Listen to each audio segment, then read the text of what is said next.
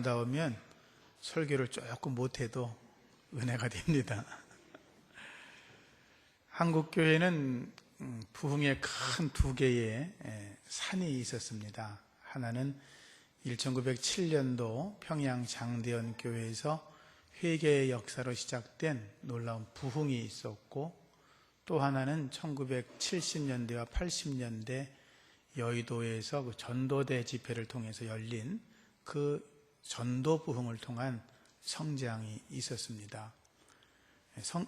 기록을 보면 두 개의 그 거대한 부흥의 역사는 한국교회를 변화시키고 갑절로 부흥하는 놀라운 역사를 이루어냈습니다.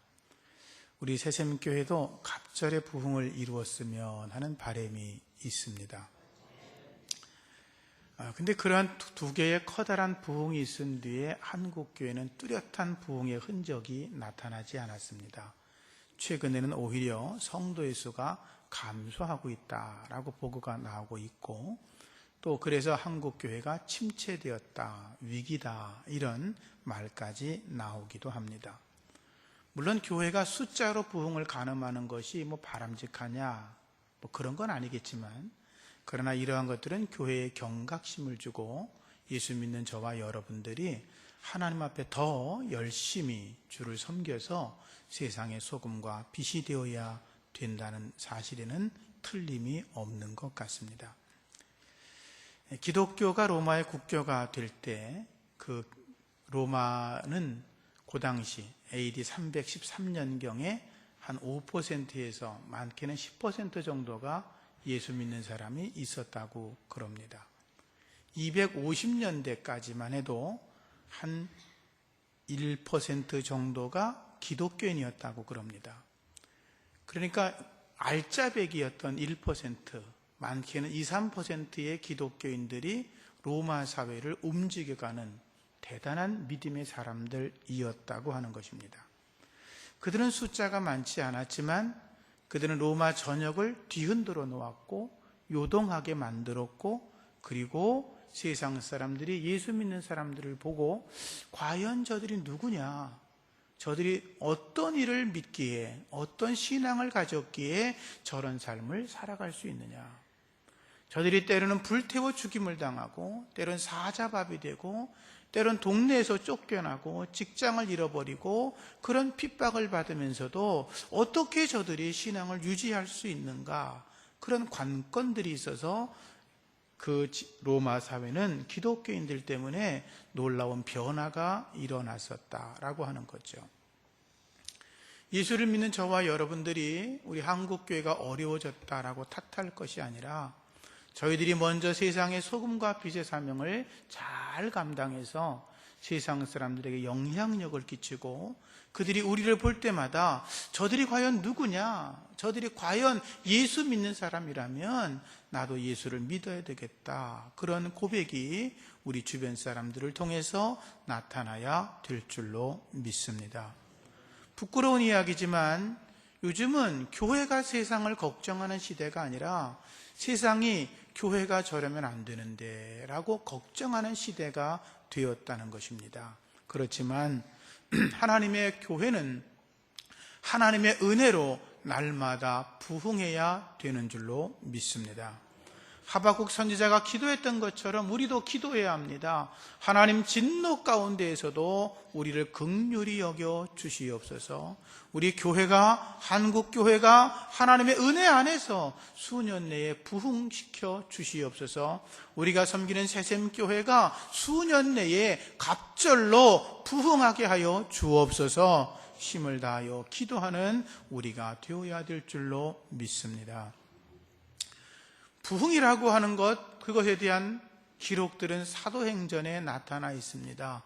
사도행전의 말씀들을 읽다 보면 교회 부흥의 역사는 의외로 간단하다는 것을 볼 수가 있습니다. 교회가 부흥하기 위해서 복잡한 조직을 만든 것도 아니고, 교회가 부흥하기 위해서 무슨 대단한 콘서트나 휘황찬란한 예배나 찬양을 만들어낸 것이 아니고, 교회가 부흥하기 위해서 예배당을 멋들어지게 만들어낸 게 아니고, 교회가 부흥하기 위해서 수많은 임직자를 세운 게 아니라, 하나님의 거룩한 교회의 부흥의 역사는 오직 하나인데, 그것은 바로 성령으로 충만했다는 것입니다. 하나님이 세운 사도들이 성령으로 충만했고, 사도들을 통하여 하나님 말씀을 듣고 배우는 모든 성도들이 성령으로 충만해졌을 때 하나님의 교회가 부흥했다라고 하는 것입니다. 사랑하는 성도님들, 저와 여러분들이 주님의 은혜 안에서 성령으로 충만해야 될 줄로 믿습니다. 하나님의 거룩한 부흥에 동참하고 세상을 변화시켜 나가는 하나님의 사람들, 성령으로 충만해져서 내 안에 불같은 하나님을 향한 뜨거운 열정이, 하나님을 향한 거룩한 순결함의 성결함이 여러분 속에 가득해서 나 때문에 내 주변의 모든 사람들이 예수를 믿는 기적이 나타나야 될 줄로 믿습니다. 성령 충만한 교회는 몇 가지 특징을 가지고 있습니다. 첫 번째가 하나님의 말씀이 담대하게 증거되었습니다. 사도행전 4장 29절 이하의 말씀을 보면 교회에 속한 성도들이 사도들과 교회를 위하여 기도하는 내용이 나옵니다. 이렇게 기록되어 있습니다. 하나님, 이제도 그들의 위협당함을 굽어 살피시고 종들로 하여금 담대히 하나님의 말씀을 전하게 하시고 손을 내밀어 병든 사람을 낫게 하시고 표적과 기사가 거룩한 종 예수의 이름으로 이루어지게 하여 주시옵소서 라고 하는 것입니다. 그들이 기도할 때에 하나님의 말씀이 담대하게 증거되게 하여 주시옵소서. 손을 내밀어 기도할 때마다 병든 자가 일어나게 하시고 표적과 기사가 예수의 이름으로 나타나게 하여 주시옵소서. 성경에 보면 그들의 기도가 끝나자마자 모인 곳이 진동하더니 무리가 다 성령의 충만함을 받아 담대히 하나님의 말씀을 전했다고 기록되어 있습니다. 초대교회가 부흥했던 이유는 그들의 기도가 분명했다는 것입니다. 그들의 기도의 방향과 기도의 목적이 분명했는데 담대하게 하나님의 말씀이 증거되게 하여 주시옵소서. 하나님의 거룩한 능력으로 손을 얹어 기도할 때마다 병든 자가 일어나게 하시고 표적과 기사가 나타나서 병든 자만 아니라 귀신 들린 자가 해방이 되고 하나님 안에서 능력을 얻으라고 기도하고 있었던 것이고, 그렇게 기도하는 자들에게 하나님의 성령의 능력이 모든 자들에게 임했다고 말씀은 기록하고 있습니다. 오늘 우리가 보았던 사도행전 19장 말씀에도 그러한 장면이 나옵니다. 에베소 교회가 성령 충만을 경험하고 부흥하는 역사가 기록되어 있는데, 아볼로라고 하는 성경학자가 에베소 교회를 목회하고 있었습니다. 그는 신학자였습니다. 성경에 능통한 사람이었습니다. 그 아볼로가 그들에게 하나님의 말씀을 가르쳤는데 거기에 모여있는 성도의 수가 12명쯤 되었다고 성경은 기록하고 있습니다. 그런데 아볼로가 떠난 뒤에 사도 바울이 에베소 교회를 목회하게 되었습니다. 예배를 드려보니까, 말씀을 나누다 보니까 무언가 영적인 흐름이 막힌다는 걸 바울이 느끼게 되었습니다. 바울이 그들을 향하여 묻습니다. 너희가 믿을 때에 성령을 받았느냐? 그들이 대답합니다. 우리는 성령이 계시다는 거 들어본 적도 없습니다. 바울이 보았던 것은 무엇입니까? 모여있는 사람들이 있었지만, 성경을 공부한 사람들이 있었지만 그 교회가 더 폭발적으로 성장하지 못하고 부흥하지 못했던 원인이 성령을 받지 않았기 때문이라는 걸 바울은 알았고, 그들에게 안수했을 때 성령이 임하고 그들이 방언도 하고 예언도 했다고 성경은 기록하고 있습니다. 바울이 거기에 머물면서 2년 동안 하나님의 말씀을 담대하게 가르쳤습니다. 심지어 하나님의 거룩한 기적이 나타나는데 말씀을 통하여 나타난 역사 가운데 바울에게 성령이 충만해지니까 바울이 갖고 있던 손수건이나 앞치마를 가져다가 병든 사람에게 얹으니까 병든 사람도 나음을 받고 귀신도 도망갔다고 성경은 기록하고 있습니다. 그런데 20절 말씀을 다시 보시면 주의 말씀이 힘이 있어 흥왕하여 세력을 얻으니라 라고 기록되어 있습니다. 하나님의 말씀이 능력으로 나타났다는 것입니다. 하나님의 말씀이 여러분 심령 속에 능력으로 나타나기를 주의 이름으로 축복합니다. 하나님의 말씀이 담대하게 전해지는 곳에 부흥의 역사가 일어납니다. 하나님의 말씀이 말씀대로 역사되어지고 하나님의 말씀이 성령의 능력과 함께 전파되는 그곳에 하나님의 부흥과 기적과 표적과 능력이 나타나는 줄로 믿습니다. 말씀에 취하여 살아가시기를 축복합니다. 하나님의 말씀이 내 심령 속에 파고 들어와서 옛사람을 벗어던져버리고 새 사람이 되고 살아가고 하나님 말씀이 내 안에 새겨지고 뿌리가 내려져서 자라나서 열매를 맺어서 하나님의 거룩한 성품을 닮아가는 여러분들 되시기를 주의 이름으로 축복합니다. 말씀은 우리의 생명을 유지시켜주는 능력입니다. 몇 년 전에 영국의 브리티시 위클리라고 하는 잡지에 재미있는 글이 실렸습니다. 어떤 사람의 신앙생활을 잘하는 분이었습니다. 근데 그가 이렇게 글을 올렸습니다.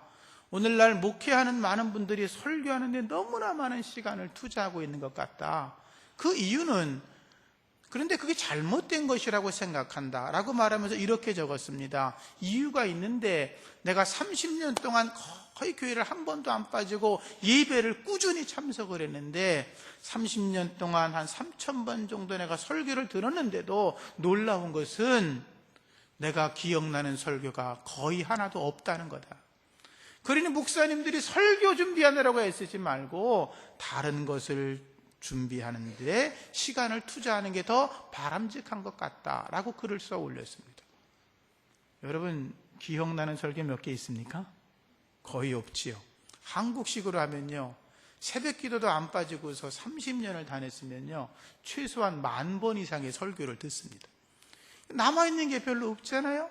근데 그 글이 있으니까 이제 사람들이 요즘으로 하면 댓글을 쭉 달아놨는데 어떤 분이 이렇게 글을 적었습니다.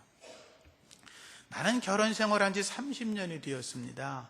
그런데 30년 동안에 32,850번 식사를 했습니다. 외식한 일이 별로 없으니까 거의 내 안사람이 음식을 차려주었는데 너무나 놀라운 것은 내 머리에 정확하게 떠오르는 식단이 하나도 없다는 것입니다. 그와 동시에 내가 분명하게 깨달은 것은 무엇이냐 하면 그런 음식이 없었다면 나는 이미 오래전에 굶어 죽었을 것이라는 것입니다. 라고 글을 적어 올렸습니다. 이해가 되시죠? 무슨 말씀이냐 하면 하나님의 말씀은 내가 기억이 나지 않는 것 같지만 그 하나님 말씀은 이미 내 삶 속에 용해되어져서 나를 생명의 능력이 있는 사람으로 자라나게 하고 있다고 하는 것입니다. 영적 생명의 능력을 소유하셔서 담대하게 말씀으로 살아가는 여러분 되시기를 축복합니다. 성령이 충만한 곳에는 두 번째 회개의 역사가 일어납니다. 회개의 역사가 일어나는 건 매우 중요한 것입니다. 사도행전 2장을 보면 성령 충만받은 제자들이 더 이상 기도하는 것이 이제 할 수 없다고 생각을 하고 불같은 성령을 받으니까 밖으로 뛰쳐나가기 시작했습니다. 예수님을 전합니다. 그 중에 베드로가 예루살렘 시민들 앞에서 복음을 증거합니다. 베드로가 말합니다. 예수 그리스도는 우리가 기다리던 메시아다.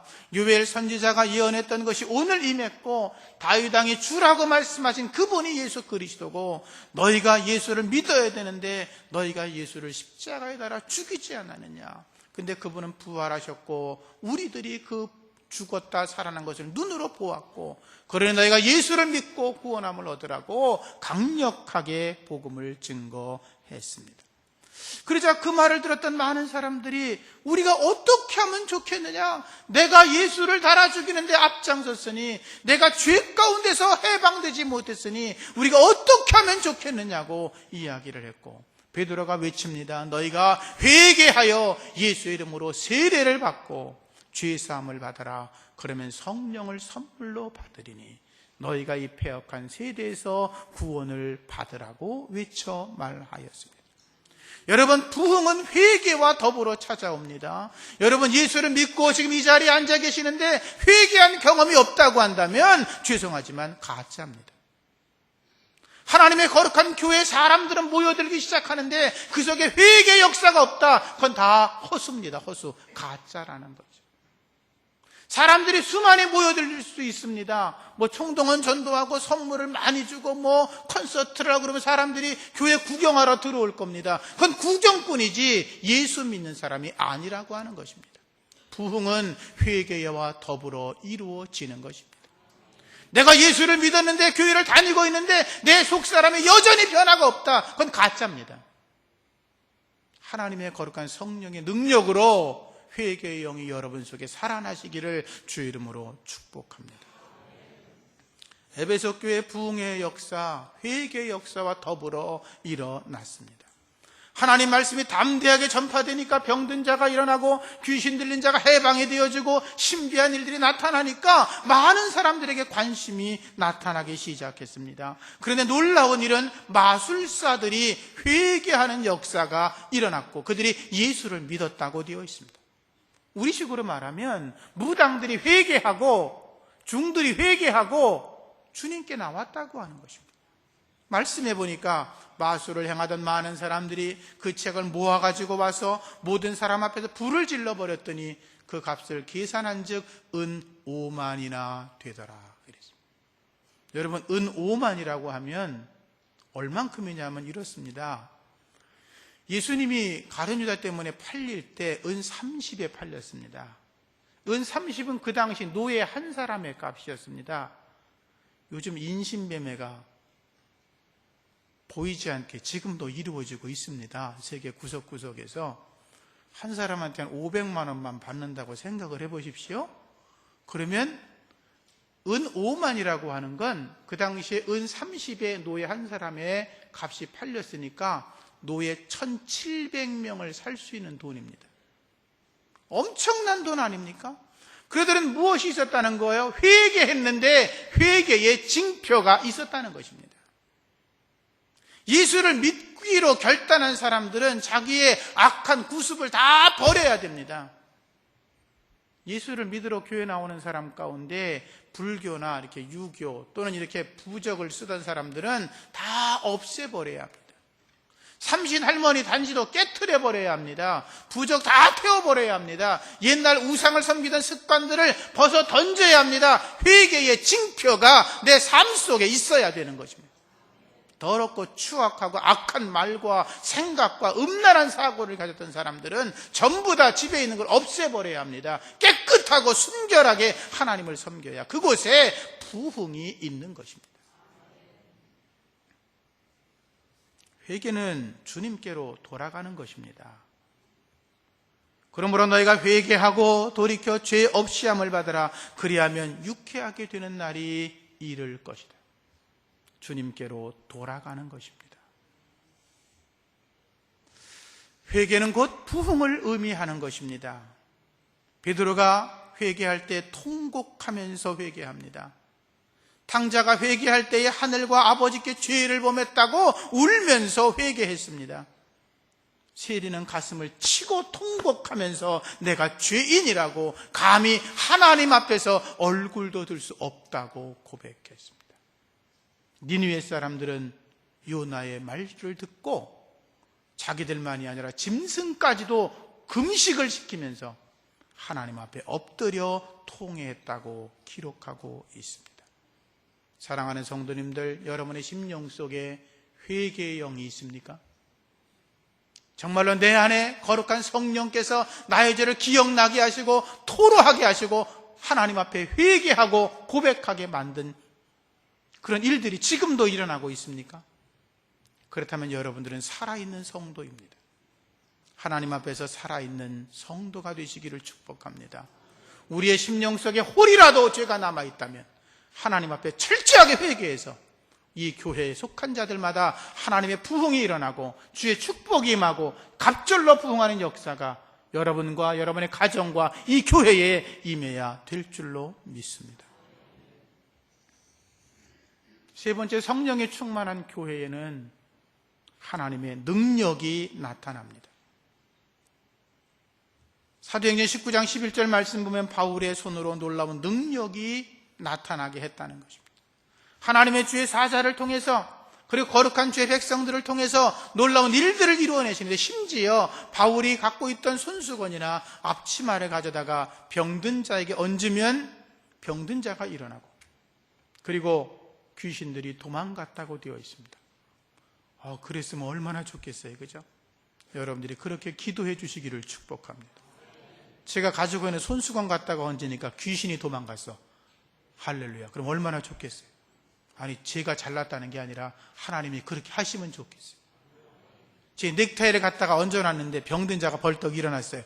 그럼 얼마나 좋겠어요? 하나님이 도와주실 줄로 믿습니다. 지금도 이 예배 시간 안에 하나님 말씀을 말씀대로 받아들이는 자들에게는 저는 분명히 믿기는 치유의 역사가 일어나고 있는 줄로 믿습니다. 하나님의 역사가 우리 가운데 지금도 임하고 계십니다. 왜냐하면 이 자리에 하나님이 함께 하시기 때문입니다. 성령이 함께 하시기 때문입니다. 하나님께서 성령을 통하여 이 시간 예배하는 자들을 치료하기를 제가 아니라 하나님이 원하고 계시기 때문에 온전한 예배자들에게 하나님께서 치유의 역사를 반드시 이루시는 줄로 믿습니다. 말씀을 보니까 성경에 그랬죠. 바울을 통해서 신기한 일들이 일어나니까 마술을 행하던 자들이 흉내를 냅니다. 바울처럼. 그리고 대제사장의 7 스게와의 7 아들도 흉내를 냅니다. 바울이 전하던 예수의 이름으로 내가 명하노니 귀신아 물러가라 이랬겠죠. 성경에 보니까 귀신 들렸던 자가 이렇게 말합니다. 내가 예수도 알고 바울도 알지만 너희들은 도대체 누구냐라고 말하면서 그들의 몸을 눌러 엎었고, 그들을 눌러서 꼼짝 못하게 하니까 그것들이 옷을 벗고 도망갔다고 되어 있습니다. 참과 거짓이 가려지는 순간이었습니다. 아무리 마술을 잘해도 성령을 힘입지 않고는 귀신을 내어쫓을 수 없습니다. 아무리 제사장의 아들이라 할지라도 성령 받지 않고는 귀신을 눌러 이길 수가 없는 것입니다. 사랑하는 성도님들, 성령 충만 받으시기를 축복합니다. 그리하여 그러한 능력들이 교회 안에 왕성해져서 교회를 찾아오는 자마다 하나님의 능력으로 치료받는 거룩한 역사가 예수 안에 있어지기를 간절히 소망합니다. 마지막으로 성령 충만한 곳에는 신앙의 인격이 높은 하나님의 사람들이 많이 세워지고 있습니다. 여러분들이 그 주인공이 되기를 축복합니다. 초대교회 대표적인 사람이 바나바입니다. 성경의 기록에 보면 바나바는 착한 사람이요 성령과 믿음이 충만한 자라 이에 큰 무리가 죽게 더하더라 이렇게 되어 있습니다. 스데반이 설교를 잘해서 그렇게 나와 있지 않고, 스데반이 전도를 잘해서 이렇게 나와 있지 않고, 스데반은 성령과 믿음이 충만한 사람이어서 그 바나바를 보고 사람들이 주를 믿기로 했는데 큰 무리가 믿었다고 되어 있다는 것입니다. 바나바는 본래 요셉이라는 이름을 가지고 있었습니다. 그런데 그의 인격이 너무나 높으니까 사람들이 별명을 붙여준 것이 바나바였습니다. 바나바라고 하는 건 격려하는 사람, 위로해주는 사람 이런 뜻입니다. 여러분들이 주변에 힘들고 어려운 사람들을 많이 위로하고 격려할 수 있기를 바랍니다. 바나바는 선천적으로 좋은 성품을 가지고 있었습니다. 거기다가 성령의 충만함을 받으니까 그는 그 영적인 삶의 능력이 하나님의 성품으로 닮아가는 자가 되었습니다. 7명의 집사를 세울 때 처음 교회에서 그때 바나바의 이름은 없습니다. 그런데 바나바는 불평하지 않습니다. 7명의 안수 집사가 세워졌지만 바나바는 불평하지 않고 그들보다 더 충성하는데 자기의 재산의 일부 밭을 팔아가지고 사도들의 발 앞에 가져다 두고 사도들로 하여금 그것을 고통당하는 사람들에게 나누어 줄 것을 의뢰합니다. 바나바는 사람을 세우는 사람이었습니다. 사도 바울이 예수를 믿고 나서 회개하고 나서 그가 예루살렘 교회를 찾아갑니다. 근데 교회는 모든 사람들이 사울을 쳐다보지 않습니다. 두려웠기 때문에. 왜냐하면 그 사울이 예수 믿는 사람들을 잡아다가 때리고 감옥에 가두고 채찍질하고 심지어 죽이려고까지 했기 때문에 그 사울이 거짓으로 예수를 믿는다고 말하고 교회 안에 잠입했다고 생각을 했기 때문이었습니다. 아무도 그를 쳐다보지 않는데 바나바가 사울을 만납니다. 그의 이야기를 다 듣고 나서 바나바가 그 사울을 데리고 베드로와 요한과 그리고 예수님의 동생 야고보 사도를 만나게 합니다. 그리고 성도들에게 소개합니다. 내가 이 사울을 만나보니까 이 사람은 진짜 예수 안에서 변화되었다고. 그래서 교회 성도들이 그 사울을 따뜻하게 맞이하게 되었습니다. 훗날 10년 정도가 지난 다음에 바나바가 안디옥에 가서 복음을 전하게 됩니다. 교회가 든든히 서고 바나바를 통해서 기록에 보면, 고대 문헌에 보면 바나바 때문에 예수를 믿은 사람이 5만 명이나 되었다 그럽니다. 5만 명. 대단하지 않습니까? 교회가 점점 부흥하니까 바나바가 자기 힘으로는 더 이상 할 수 없겠다. 누군가 저들에게 하나님 말씀을 제대로 가르칠 사람 필요하다고 생각해서 찾아낸 인물이 바울이었습니다. 근데 바울은 길기리아 다소 자기 고향에서 묻혀 살고 있었습니다. 그런데 바나바가 280km나 떨어진 거리를 걸어서 찾아갑니다. 평지가 아니라 2000m나 넘는 산맥이 가로막고 있는데 그 산맥을 넘어서 바나바가 친히 몸소 바울을 찾아갑니다. 그를 데려다가 말씀을 가르치게 하고 안디옥 교회의 거룩한 부흥을 바나바가 이루었던 것입니다. 이름 없이 묻혀있던 바울을 살아있는 하나님의 영광된 바울로 만든 것은 바나바였습니다. 바울이 바나바와 더불어 선교를 다니다가 요한 마가가 선교하다가 떠나가니까 저런 못된 놈 쓰레기 같은 거 못 쓰겠다고 말하지 않습니까? 그런데 바나바가 요한 마가를 데려다가 사랑으로 잘 양육합니다. 바나바가 양육한 그 요한 마가가 훗날 마가복음을 기록하는 위대한 하나님의 사람이 되었습니다.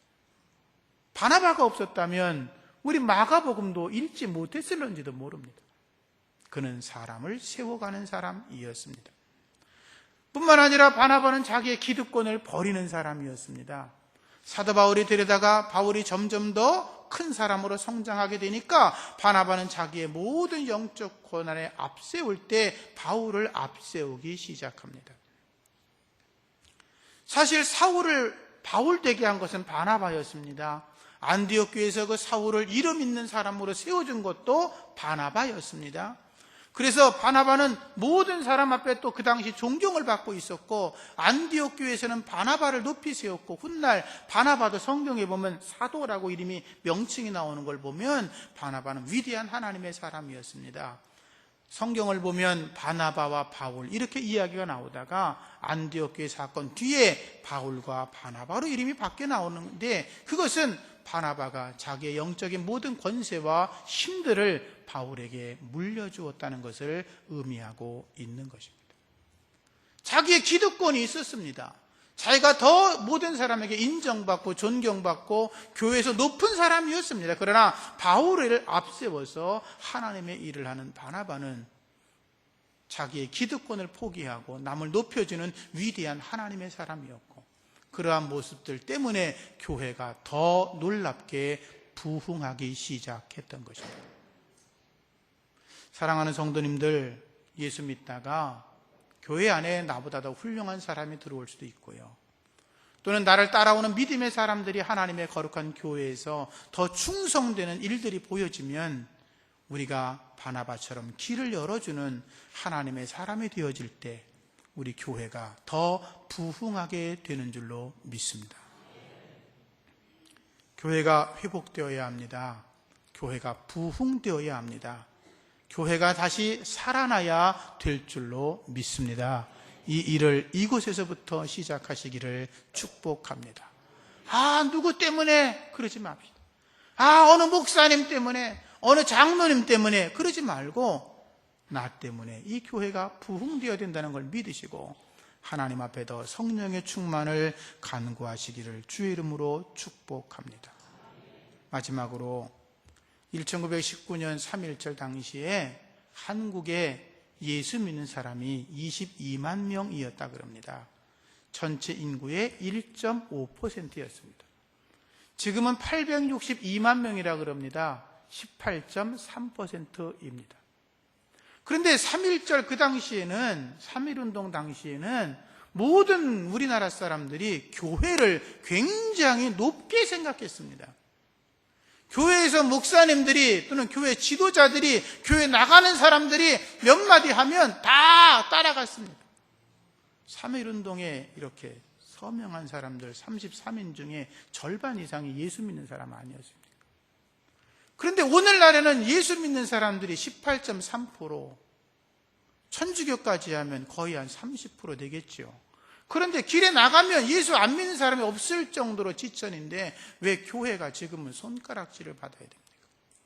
저와 여러분들이 부족해서 그런 거죠.